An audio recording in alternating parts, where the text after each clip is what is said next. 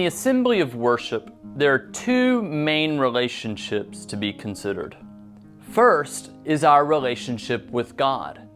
This is primary, and it corresponds to the greatest command, namely, to love God. This is first and foremost what we mean by worship that is directed toward God. We praise, adore, exalt, and glorify God.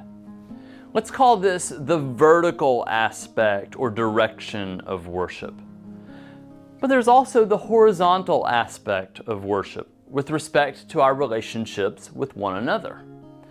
The assembly of worship is not just about me individually and God. It's also about our regard for others in the assembly. That's why it is an assembly and not just a private meeting in my room. We come together as a body, individual members with diverse gifts and functions, but as one body. The unity of the body is of utmost importance. This aspect corresponds to the second greatest command, namely, to love neighbor, an action that flows necessarily from our love for God. According to the Apostle Paul, then, the worship assembly should be mutually edifying and intelligible to the entire body. He also emphasizes that there should be no division at the Lord's Supper between the haves and the have-nots.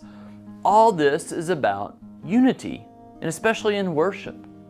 Diversity is a strength, but only if there is a more fundamental unity that binds together the diverse.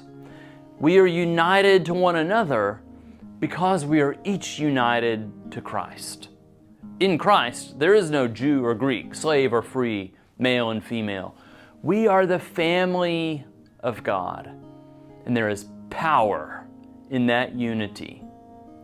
Romans 15:6 affirms the goal of this unity in worship, so that with the same passion, with one mouth, you may glorify the God and Father of our Lord Jesus Christ.